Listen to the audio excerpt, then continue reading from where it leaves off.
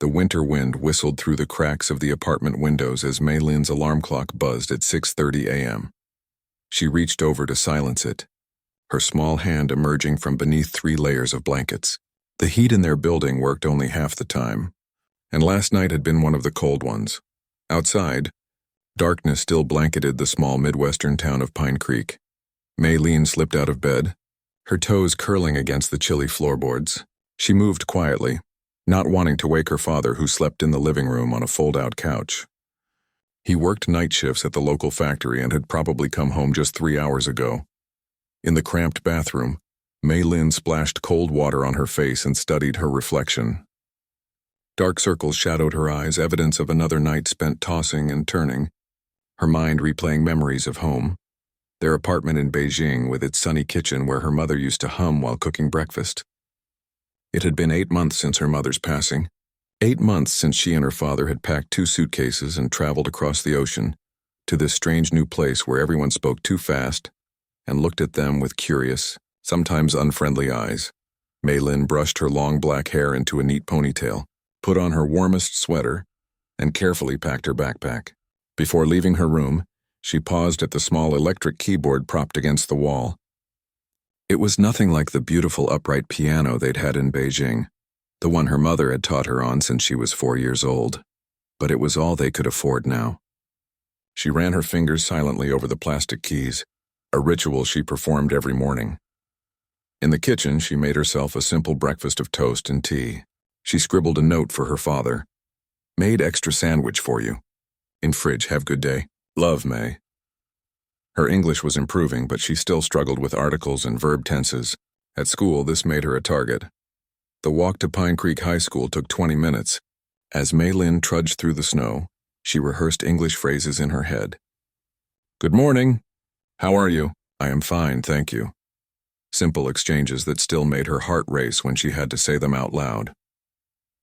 The school building loomed ahead, a 2-story brick structure with an American flag snapping in the wind. Mei Lin's stomach tightened as she approached. 5 months at this school and still, every morning felt like the first day. She slipped through the main entrance, head down, trying to make herself invisible. "Hey, look who it is. The human calculator." The voice belonged to Drew Peterson, captain of the basketball team. He stood with his usual group near the lockers. Mei Lin kept walking, eyes fixed on the floor. "Hey, I'm talking to you. Did you do the math homework? My lucky day, I could use some help." His friends laughed. Mei Lin quickened her pace, turning the corner toward her locker. She was good at math, yes, and her chemistry grades were the highest in the class. But these weren't accomplishments to be proud of here. They only added to her otherness. At her locker, Mei Lin exchanged books quickly. First period was English literature, her most difficult class. They were reading The Great Gatsby. And though she understood the words individually, the cultural references and hidden meanings left her confused and frustrated. The morning passed in a blur of classes where she sat alone, spoke only when called upon, and wrote down every word her teacher said, planning to translate the difficult parts later at home. Lunch was the worst. A noisy cafeteria where everyone seemed to have a place to sit except her. Mei Lin usually took her sandwich to the library, finding solace among the books. But today the library was closed for inventory. Clutching her lunch bag, Mei Lin hesitated at the cafeteria entrance, scanning for an empty table. There were none. "You can sit here if you want." The voice came from a girl with curly red hair and freckles who sat alone at a table near the window. Mei Lin recognized her from chemistry class, Zoe, a quiet girl who always had a book open before class started. "Thank you," Mei Lin said softly, sliding onto the bench across from her. "I'm Zoe," the girl said, confirming Mei Lin's memory. "I know. Chemistry class. I am Mei Lin. Your lab notes are always perfect," Zoe said. "Mr. Howard showed us your diagram of molecular bonds as an example." "It was really good." Mei Lin felt her cheeks warm at the unexpected compliment. "Thank you. I like chemistry, is clear, not like English." Zoe nodded. "English is all exceptions and weird rules. I hate diagramming sentences." They ate in companionable silence for a few minutes. It was the longest conversation Mei Lin had had with anyone at school besides teachers. "So," Zoe said eventually, "did you see the announcement about the talent show?" Mei Lin shook her head. "It's in 6 weeks. There's a $2,000 scholarship prize for the winner. Zoe pointed to a bright yellow flyer on the cafeteria bulletin board. You should enter. Do you have any talents? The question caught Mei Lin off guard. Did she have talents? In Beijing, she had won 3 piano competitions. Her mother had been training her since before she could read, saying her fingers were made for Chopin. But that was before. That was there. Here, she hadn't touched a real piano since arriving. I play piano, she said finally, her voice barely audible over the cafeteria noise. But not here. No piano. Zoe's eyes lit up. Really? That's cool. There's a grand piano in the auditorium. No one ever uses it except for the choir concerts. The bell rang, signaling the end of lunch. As they gathered their things, Zoe added, You should check it out. It's usually unlocked during study hall. The thought of a real piano, not her small keyboard with its tinny sound and missing keys, occupied Mei Lin's mind throughout her afternoon classes. During 7th period study hall, she found herself walking toward the auditorium instead of the classroom. The large room was empty and dimly lit. On the stage sat a black grand piano, its lid closed. Mei Lin approached it slowly, as if it might disappear if she moved too quickly. She ran her hand along the smooth wooden surface, her heart beating faster. Looking around to make sure she was alone, Mei Lin carefully opened the lid and sat on the bench. The keys were cool and smooth beneath her fingers, real ivory, not plastic. She pressed one key, then another, testing. The sound resonated through the empty auditorium, rich and clear. Closing her eyes, Mei Lin began to play from memory, a simple Chopin nocturne her mother had taught her years ago. The music flowed from her fingers, filling the space with melancholy beauty. For the first time since arriving in America, Mei Lin felt a sense of peace, of connection to her past. She was so absorbed in the music that she didn't notice Mr. Anderson, the music teacher, enter the auditorium. When she finished the piece and opened her eyes, he was standing at the edge of the stage, watching with an expression of astonishment. That was extraordinary, he said.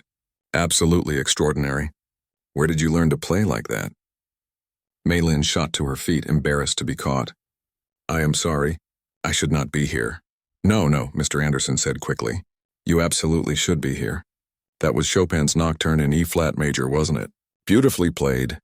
Mei Lin nodded, surprised he recognized the piece. I'm Mr. Anderson, the music teacher. And you are? Mei Lin Chen. Well, Miss Chen, you have a remarkable gift. Are you planning to enter the talent show? The question echoed Zoe's from lunch. Twice in one day, the universe seemed to be pushing her toward something she had been trying to forget. Playing the piano reminded her too much of her mother, of everything they had lost. But standing there in the auditorium, with the sound of the piano still hanging in the air, Mei Lin felt something shift inside her. Perhaps music could be a bridge between her past and present, a way to carry her mother's memory forward while finding her place in this new world. I don't know, she said honestly. Mr. Anderson nodded. Well, if you decide to enter, I'd be happy to help you prepare. The auditorium is free during 7th period study hall most days. You're welcome to practice here. After he left, Mei Lin remained at the piano, her fingers hovering over the keys.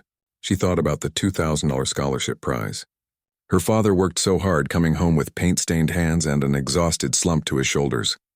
That money could help with rent, with groceries, maybe even with saving for college. A dream that had seemed impossible since they'd arrived here. The final bell rang, startling her out of her thoughts. As she walked home that afternoon, Mei Lin found herself doing something she hadn't done in a long time, making plans for the future. Maybe, just maybe, the talent show could be a beginning rather than an echo of what she'd lost. That night, for the first time since coming to America, Mei Lin slept without dreaming of Beijing. For 3 days, Mei Lin couldn't stop thinking about the piano in the auditorium and the talent show poster with its promise of a $2,000 scholarship. Each night she'd sit at her small keyboard at home, practicing with headphones so her father could sleep, her fingers remembering pieces she'd performed back in Beijing. On Thursday morning, she found her father already awake when she emerged from her room. An unusual sight. He sat at their tiny kitchen table, nursing a cup of tea, still in his work clothes. You are up early, Mei Lin said, setting her backpack down. Her father looked up with tired eyes. The factory sent us home. They're cutting hours again. His English was better than hers, having studied it years ago in university before he'd become an engineer. A job he couldn't get here in America without going back to school, something they couldn't afford. "It's okay," he added, seeing her worried expression. "Just for this week, they say. I can pick up extra shifts at the gas station." Mei-Lin made herself a piece of toast, her mind racing. Her father already worked 6 days a week, splitting time between the factory and the gas station. The dark circles under his eyes were getting deeper. "There is something at school," she said carefully, sitting across from him. "A talent show. The winner gets scholarship money." Her father raised an eyebrow. "What kind of talent?" "Piano." The word hung between them. They rarely spoke about music anymore. It had been her mother's domain, and the loss was still too raw. Her father was quiet for a long moment. "Your mother would want you to play," he finally said, his voice soft. "But are you sure, May? The kids at school—" He didn't finish the sentence, but Mei-Lin understood. When they'd first arrived in Pine Creek, some boys had followed them down the street, pulling their eyes into slits and speaking in mock Chinese. Her father had pretended not to notice, but she saw how it hurt him. "I want to try," she said with more confidence than she felt. "The prize is $2,000. Her father's eyes widened slightly. That was nearly 2 months' rent. He reached across the table and squeezed her hand. "Then you must practice hard." At school that day, Mei-Lin headed straight to the main office during her morning break. The secretary, Mrs. Garcia, looked up from her computer. "Can I help you, dear? I want to sign up." "For talent show." Mei-Lin pointed to the yellow flyer on the bulletin board. Mrs. Garcia smiled warmly. "Of course. What's your name and what will you be performing?" "Mei-Lin Chen. I will play piano." As Mrs. Garcia wrote her name on the list, Mei-Lin noticed another student watching from the doorway. A tall girl with perfectly styled blonde hair and designer clothes. Brittany Wells, head cheerleader and undisputed queen of Pine Creek High. Their eyes met briefly before Mei-Lin looked away. During lunch, Mei-Lin found Zoe at their now usual table by the window. "I signed up," she said, sitting down. "For talent show?" Zoe's face lit up. "That's awesome. What are you going to play?" Before Mei-Lin could answer, a shadow fell across their table. Brittany Wells stood there with 2 of her friends, all wearing matching cheerleading jackets. "So you're playing piano in the talent show?" Brittany asked, her tone making it sound more like an accusation than a question. Mei-Lin nodded, suddenly finding it hard to swallow her sandwich. "What are you going to play?" "Chopsticks." One of Brittany's friends giggled. "Probably some boring classical stuff nobody wants to hear," the other friend said, rolling her eyes. Brittany leaned closer.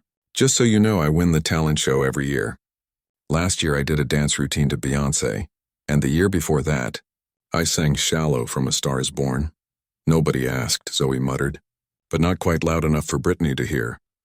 "Anyway," Brittany continued, "don't get your hopes up about that scholarship. My dad's on the school board, and they always give it to someone who, represents the school well." Her eyes flicked over Mei-Lin's secondhand sweater and homemade lunch. After they walked away, Zoe shook her head. "Ignore them. They're just worried because you might actually have real talent." But the encounter left Mei-Lin shaken. During her afternoon classes, she could hear whispers and occasional giggles when she passed groups of students in the hallway. By 7th period, it seemed everyone knew the quiet Chinese girl had signed up for the talent show. Instead of going to study hall, Mei-Lin went straight to the auditorium. She needed the comfort of the piano, but when she opened the heavy doors, she found she wasn't alone. Mr. Anderson was sitting at the piano playing a jazz piece she didn't recognize. He stopped when he saw her. "Ah, Mei-Lin, I was hoping you'd come by today. I heard you signed up for the talent show." News traveled fast in a small school. Mei-Lin nodded, hovering by the door. "Come sit," he said, patting the bench beside him. "I thought we could discuss what you might like to play." Mei-Lin approached cautiously and perched on the edge of the bench. "What pieces do you know well?" Mr. Anderson asked. Mei-Lin thought for a moment. "Many Chopin. Some Mozart, Bach, Beethoven. My mother liked romantic composers best." Mr. Anderson's eyebrows rose. "That's quite a repertoire. How long have you been playing?" "Since I was 4. In Beijing, I practiced 3 hours every day. My mother was piano teacher." "Was?" Mr. Anderson asked gently. Mei-Lin looked down at the keys. She died cancer, that is why we came here. My father has sister in Chicago. Mr. Anderson was quiet for a moment. I'm very sorry, Maylin. After a respectful pause, he asked, do you have a favorite piece? Something special you'd like to perform? Maylin thought about the music she had stored in her memory, the pieces that flowed most naturally from her fingers. Chopin's Ballade No. 1 in G minor. It was my mother's favorite. Mr. Anderson nodded appreciatively. That's an ambitious choice, a beautiful piece, but technically very demanding. Would you play a bit of it for me? Maylin positioned her hands over the keys and began to play. The familiar notes brought both comfort and pain, memories of her mother sitting beside her, guiding her hands, singing along with the melody. She played for nearly 2 minutes before stopping abruptly, her vision blurred with unexpected tears. That was beautiful, Mr. Anderson said softly. You play with real emotion, Maylin, that can't be taught. Before she could respond, the auditorium door opened. A group of students filed in, members of the drama club arriving for their after-school rehearsal. Among them was Brittany, who stopped short when she saw Maylin at the piano. Sorry, Mr. A, called the drama teacher from the doorway. We have the auditorium booked from 3 o'clock. Of course, Mr. Anderson nodded. To Maylin, he said, we'll continue tomorrow. As they gathered their things, Brittany approached the piano. So that's what we're going to have to sit through? Sounds like funeral music. It's Chopin, Mr. Anderson said sharply. One of the most beautiful pieces ever written for piano. Brittany shrugged. Whatever. Nobody's going to vote for something they can't even pronounce. Outside in the hallway, Mr. Anderson turned to Maylin. Don't let her discourage you. Talent shows at this school have become a bit predictable. Your performance could change that. That evening, as Maylin walked home through the early spring slush, she considered withdrawing from the talent show. Maybe Brittany was right. No one would appreciate classical music. Why set herself up for more mockery? When she reached their apartment building, she found an envelope stuck in their mailbox. Inside was a letter from the property management company, stating that rent would increase by $150 next month. Upstairs, her father wasn't home yet. He'd gone straight to his shift at the gas station after the factory had sent workers home early. The apartment felt particularly empty as Maylin made herself dinner and started on her homework. Later, while organizing her desk, she came across a small wooden box where she kept mementos from Beijing. Inside was a folded paper she hadn't looked at in months, a letter her mother had written to her just weeks before she died. With trembling fingers, Maylin unfolded it. The characters were shaky but clear, written when her mother still had the strength to hold a pen. My dearest Maylin, it began. When you play music, you carry my heart with you. Never stop playing even when I am gone. Your music is your voice in this world. Some will not understand it, but those who matter will. Be brave, my little songbird. The world needs your music. Tears splashed onto the paper, and Maylin carefully folded it before they could smudge the precious characters. She wiped her eyes and went to her keyboard. Placing the headphones over her ears, she began to play the ballade from the beginning, her mother's words echoing in her mind. By the time her father returned home, exhausted but carrying an extra carton of eggs and some fresh vegetables he'd bought with his employee discount, Maylin had made her decision. I'm staying in the talent show, she told him as they ate their late dinner. I'm going to play Chopin's Ballade No. 1 for Mom. Her father's tired eyes filled with unexpected tears. He reached across their small table and took her hand. She would be so proud. And so am I, little sparrow. So am I. Word spread quickly through Pine Creek High that Maylin had signed up for the talent show. By the following Monday, it seemed everyone knew about the quiet foreign girl who thought she could play piano. In the hallways, students whispered as she passed. Some made exaggerated bowing gestures. Others mimicked playing piano with stiff robot-like movements. During chemistry class, Maylin kept her eyes fixed on her textbook, trying to ignore the paper airplane that landed on her desk. She unfolded it discreetly. A crude drawing of a girl with slanted eyes sitting at a piano, with music notes that turned into question marks. At the bottom, someone had written, "Go back to China." She crumpled the paper and shoved it into her pocket, her cheeks burning with shame and anger. Zoe, who sat across from her at their lab table, noticed. What was that about? Maylin shook her head. Nothing. After class, Zoe caught up with her in the hallway. Hey, don't let those jerks get to you. They're just intimidated because you can actually do something impressive. Why do they hate me? Maylin asked quietly. I never did anything to them. Zoe sighed. It's not about you, not really.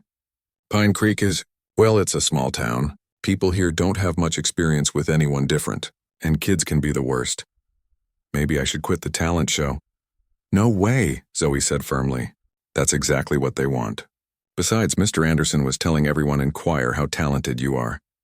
This was news to Maylin. He did. Yep. He said you're the most gifted pianist he's heard in 20 years of teaching. Despite the warmth of this praise, Maylin felt a fresh wave of anxiety. Now she had expectations to live up to, not just mockery to overcome. That afternoon during study hall, she went to the auditorium as usual to practice. Mr. Anderson was waiting for her, a stack of sheet music in his hands. I've been thinking about your performance, he said as she sat at the piano. How would you feel about playing something even more challenging than the Chopin? Maylin looked at him curiously. Have you ever played any Liszt? She nodded. A little. Hungarian Rhapsody No. 2. But it was too difficult for me then. Mr. Anderson smiled. But that was what, a year ago too? You're older now, more skilled. He set a piece of music on the piano stand. This is La Campanella.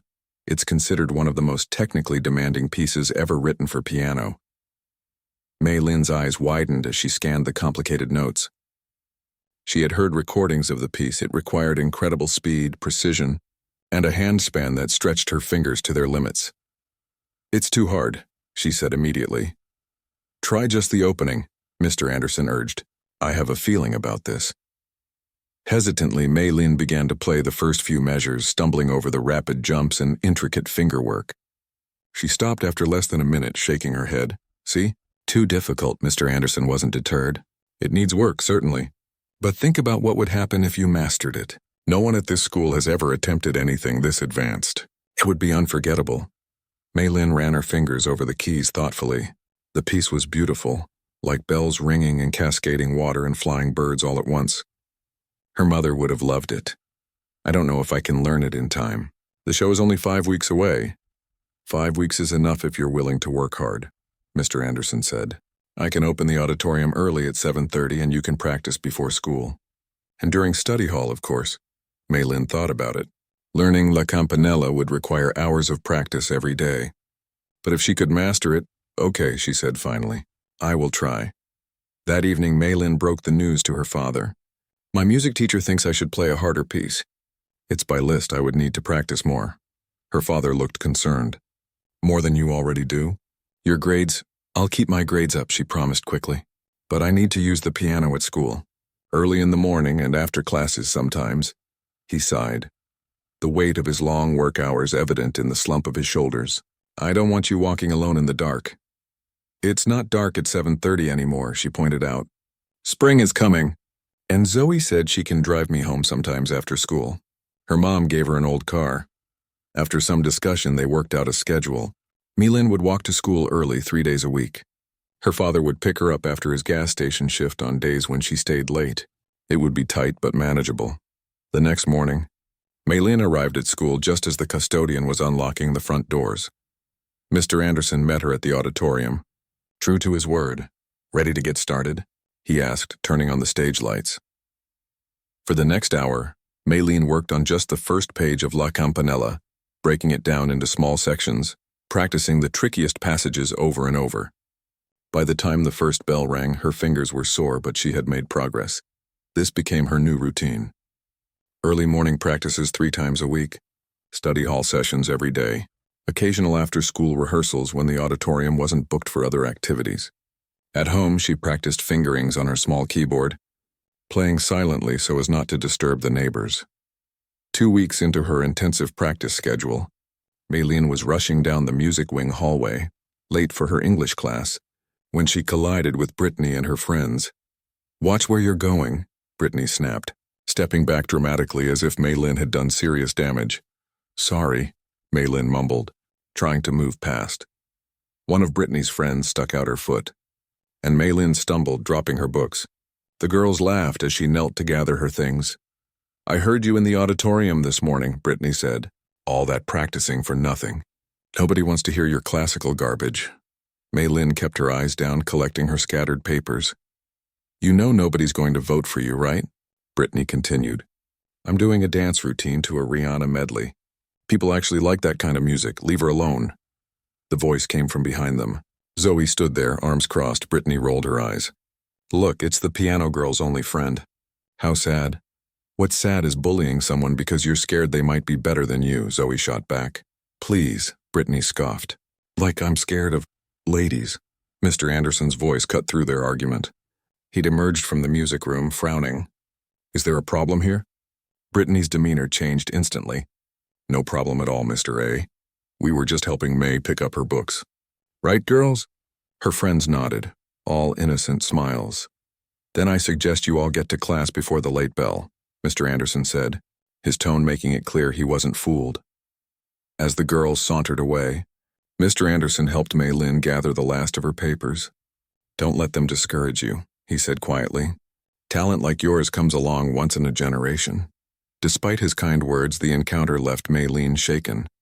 That afternoon, her practice didn't go well. Her fingers felt stiff and uncooperative, and she kept making the same mistakes over and over. Let's stop for today, Mr. Anderson suggested after she'd struggled through the same passage for 15 minutes. You're tired. Mei Lin shook her head stubbornly. I need to get this right. The show is in 3 weeks.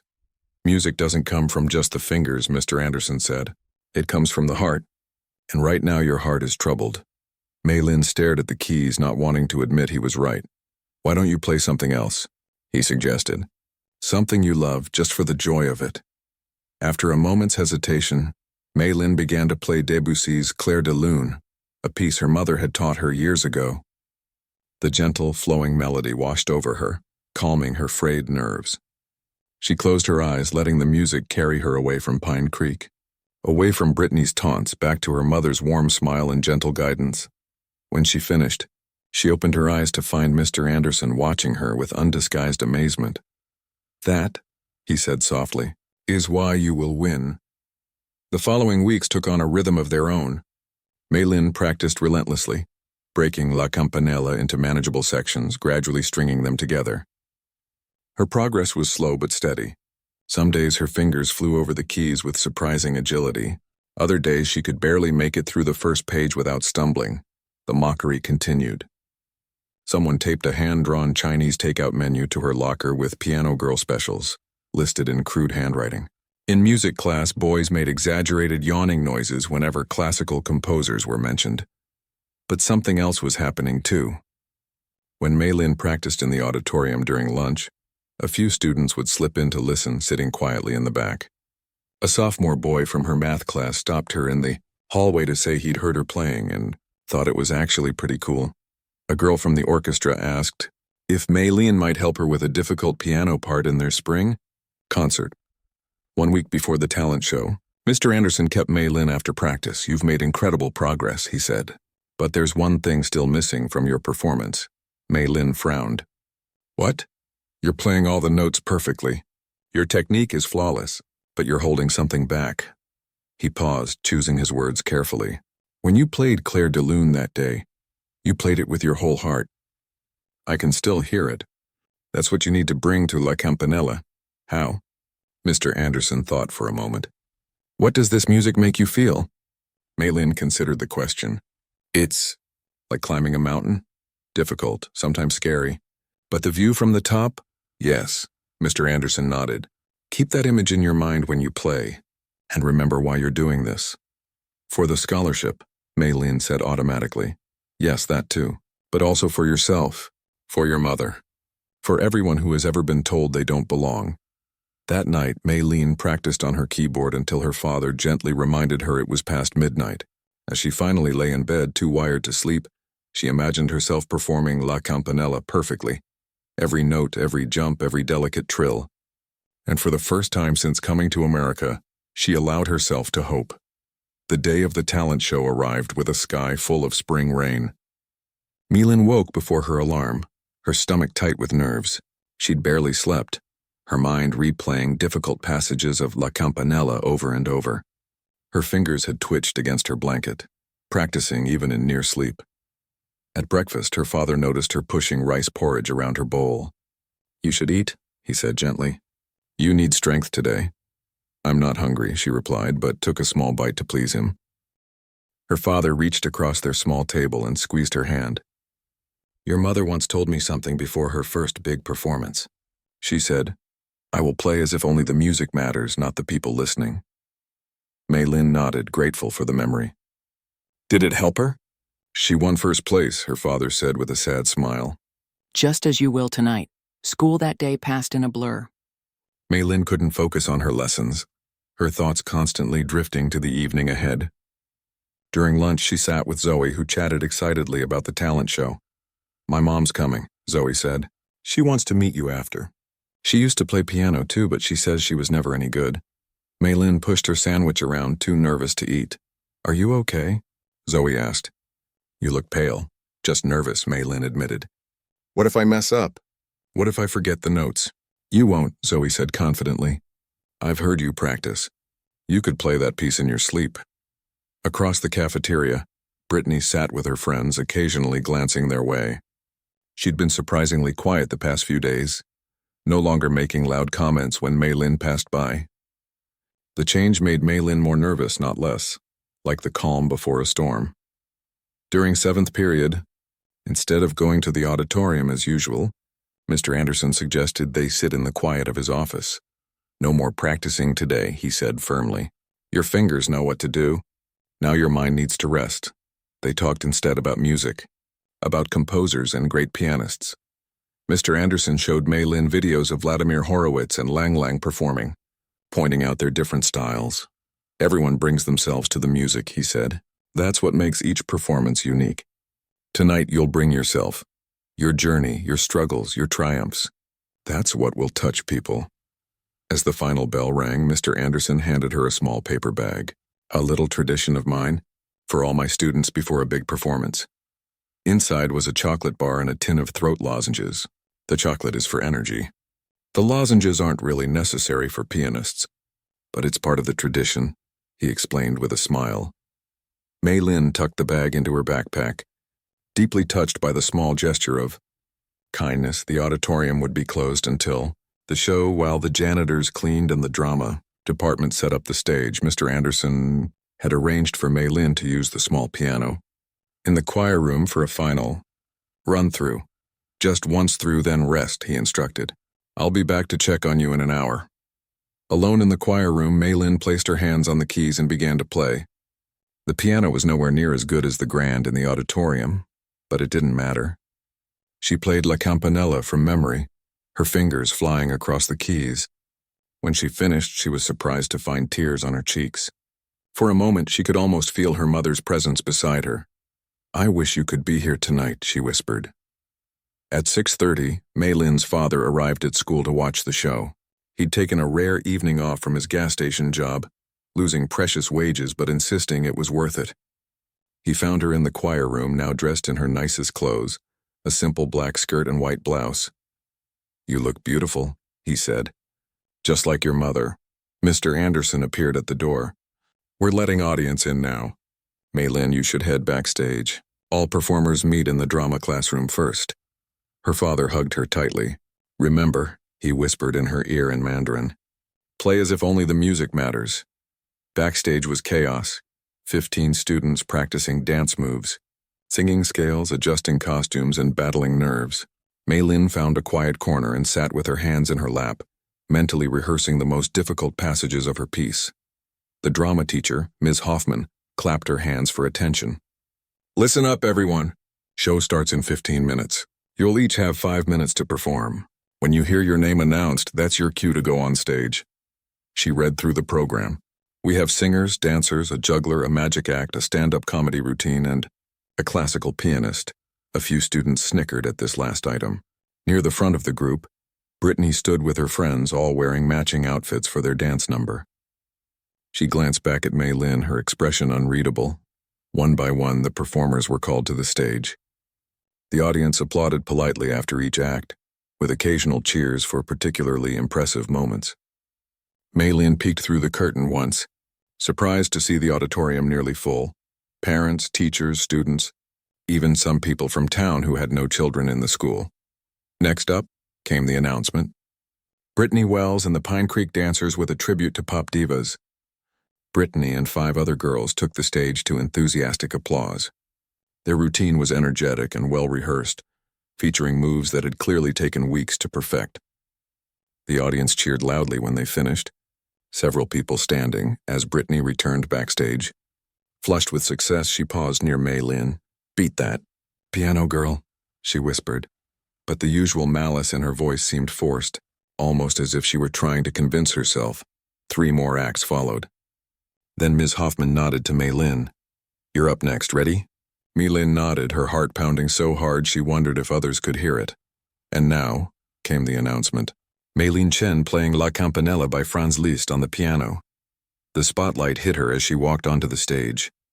The audience looked like a dark mass from where she stood, but she could make out her father in the 3rd row, and Zoe beside him with a woman who must be her mother. Mr. Anderson stood at the back of the auditorium, giving her an encouraging nod. As Mei Lin sat at the bench and adjusted it to the right height, someone in the audience laughed. Then another person, a boy's voice called out, "Play us some chopsticks." More laughter followed. Mei Lin's hands froze above the keys, her confidence suddenly evaporating. She glanced at the audience, now a blur through the tears threatening to form. "Go back to China," someone shouted from the back, and though a teacher immediately shushed them, the damage was done. Mei Lin's hands trembled. She couldn't do this. She couldn't play with everyone laughing, everyone expecting her to fail. She nearly stood to leave, but then caught sight of her father's face, worried, pained, but filled with such love and hope that it anchored her. She closed her eyes and took a deep breath, remembering his words, "Play as if only the music matters." She placed her hands on the keys and without opening her eyes began to play. The first delicate, bell-like notes of La Campanella silenced the remaining whispers. Mei Lin kept her eyes closed, shutting out everything but the music. Her fingers found the keys by memory, dancing and leaping across the keyboard as the piece built in intensity. About 30 seconds in, she opened her eyes, no longer seeing the audience but looking inward, to a place where only the music existed. Her hands moved with confidence now, navigating the difficult jumps and rapid passages that had seemed impossible just weeks ago. As the middle section arrived, with its cascading notes like water falling from a great height, she thought of her journey, from Beijing to this small town, from lost to new beginnings. She poured everything into her playing, her grief for her mother, her love for her father, her struggles at school, her determination to prove herself. The auditorium had fallen completely silent except for her music. Even the shuffling and coughing that usually punctuate performances had ceased. Every person sat transfixed as Mei Lin's small hands commanded the massive instrument, drawing forth sounds both thunderous and delicate, both playful and profound. When she reached the final section, with its dazzling runs up and down the keyboard, she felt almost as if she were floating above herself, watching her hands perform impossibilities. The notes cascaded faster and faster, building to the triumphant final measures. She struck the last chord with absolute precision, then lifted her hands from the keys, the sound resonating through the silent auditorium. For 3 full seconds, no one moved or made a sound. Mei Lin remained frozen on the bench, suddenly aware again of where she was and what she had done. Had they hated it? Had she made some terrible mistake she hadn't noticed? Then the silence broke, not with polite applause, but with a roar. The audience erupted, people leaping to their feet, applauding wildly, some shouting, "Bravo!" Mr. Anderson was beaming at the back of the room. Her father stood with tears streaming openly down his face. Even more surprising were the students, the same ones who had mocked her for weeks, now standing and cheering. In the front row, Mei Lin could see Brittany's friends on their feet, amazement plain on their faces. Only Brittany remained seated, her expression unreadable. Ms. Hoffman had to wait nearly a minute for the applause to die down before she could announce the next act. As Mei Lin made her way backstage, students she barely knew patted her back, gave her thumbs up, whispered that was amazing and holy cow, you're incredible. In a daze, she found a chair in the corner and sat down, her hands still trembling, now from adrenaline rather than fear. She had done it. She had played La Campanella, one of the most difficult piano pieces ever written. in front of the whole school, and she hadn't missed a note. A shadow fell across her. Maylin looked up to find Brittany standing there, arms crossed. They stared at each other for a long moment. Then Brittany said quietly, so no one else could hear, "That was really good." Before Maylin could respond, Brittany walked away, rejoining her friends across the room. It wasn't an apology, not exactly, but in that small, begrudging compliment, Maylin sensed the first crack in a wall that had seemed impenetrable. The rest of the show passed in a blur. When all the acts were finished, the performers returned to the stage for final applause. The principal stepped forward with an envelope. "The judges have made their decision," he announced. "The winner of this year's talent show and the recipient of the $2,000 scholarship is..." Maylin held her breath. "The winner of this year's talent show and the recipient of the $2,000 scholarship is..." The principal paused dramatically, his eyes scanning the row of hopeful students. "Maylin Chen." The auditorium erupted again, the applause even louder than before. For a moment, Maylin couldn't move, certain she had misheard. Zoe jumped up from her seat, whooping and punching the air. Mr. Anderson beamed from the back of the room, clapping enthusiastically. And her father, her quiet, reserved father who rarely showed strong emotion in public, stood with his hands raised above his head, calling out in Mandarin, "That's my daughter. That's my little songbird." Someone nudged Maylin forward. She walked to the center of the stage in a daze, where the principal waited with an envelope and a small trophy. As he handed them to her, he whispered, "Extraordinary performance, young lady. Simply extraordinary." The spotlight felt warm on her face as she turned to face the audience. They were waiting for her to speak. Maylin had not prepared anything. It had seemed too presumptuous to imagine winning. But words came to her anyway, rising from a place of raw emotion. "Thank you," she said, her voice soft but clear in the sudden quiet. "I want to thank Mr. Anderson for helping me practice, and my father for his support." She paused, gathering courage. "And I want to dedicate this performance to my mother, who taught me to play, and who I hope could hear me tonight." Her voice broke on the last words. Someone in the audience sniffled loudly. Maylin bowed quickly and stepped back into line with the other performers as the principal returned to the microphone to close the show.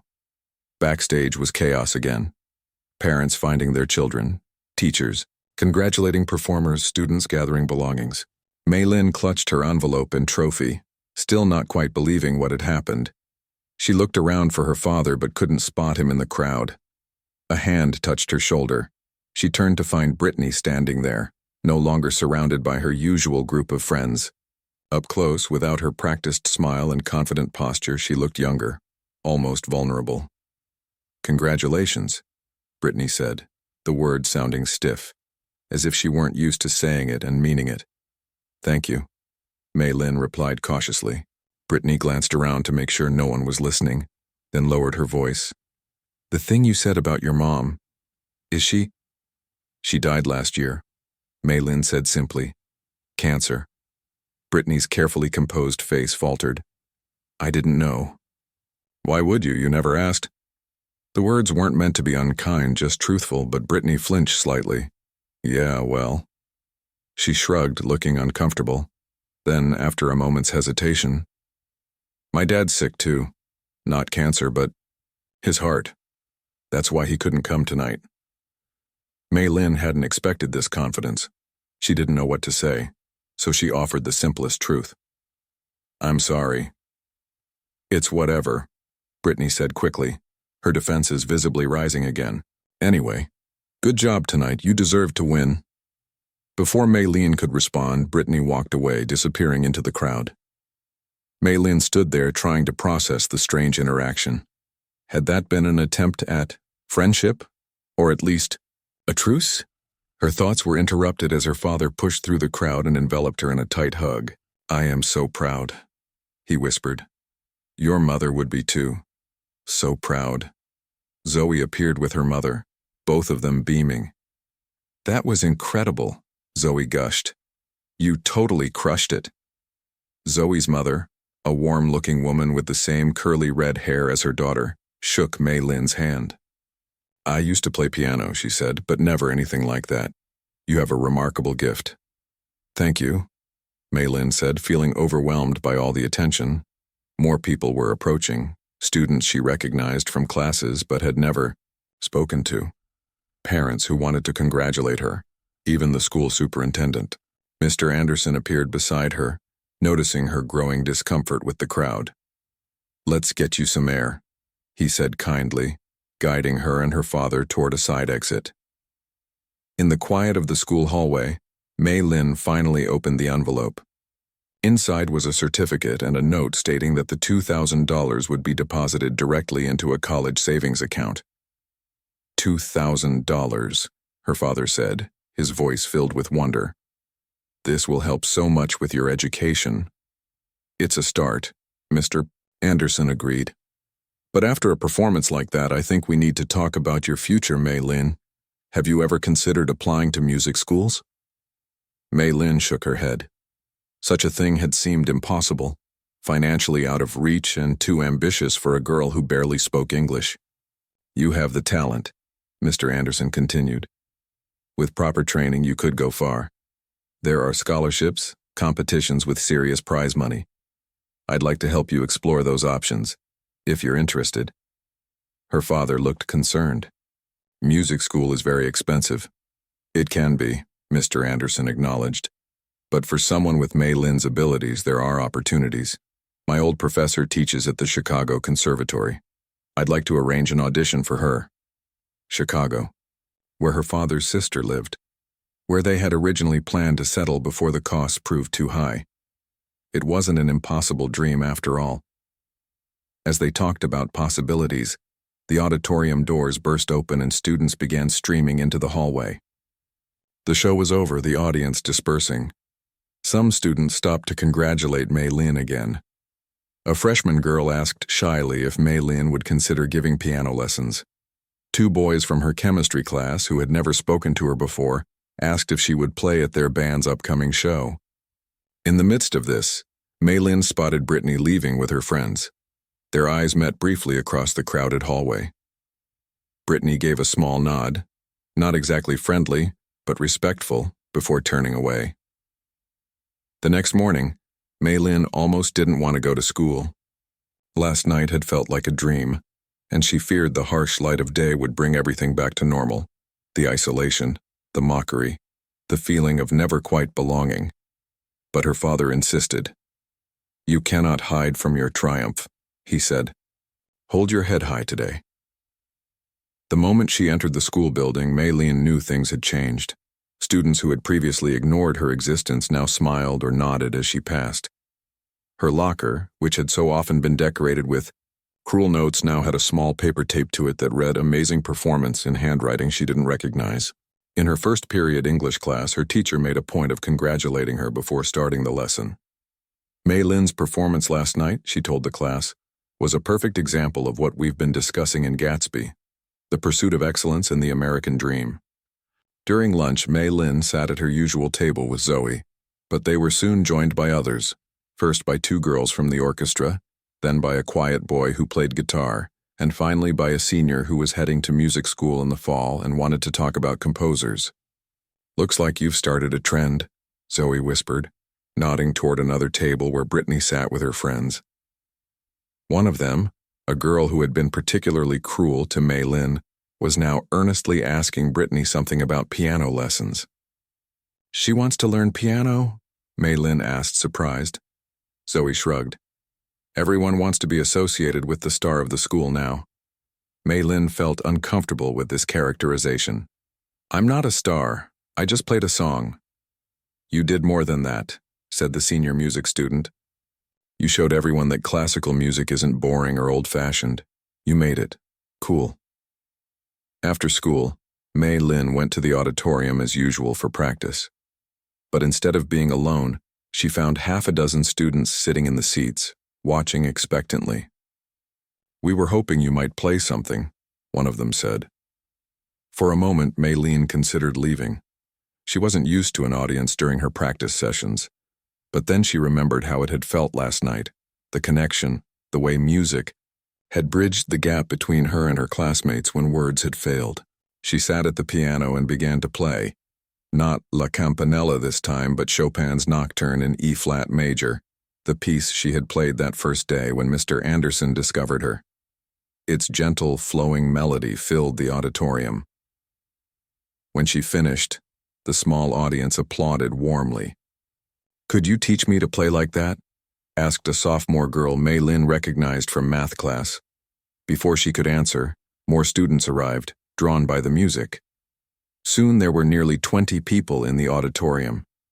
"Maybe we should start a piano club," suggested Mr. Ko Anderson, who had appeared at the back of the room. Mei Lin could help teach beginners. The idea took hold immediately, with students eagerly discussing possible meeting times and whether the school might fund a second piano for the music room. That evening, as Mei Lin walked home with her father, she felt a lightness she hadn't experienced since before her mother's illness.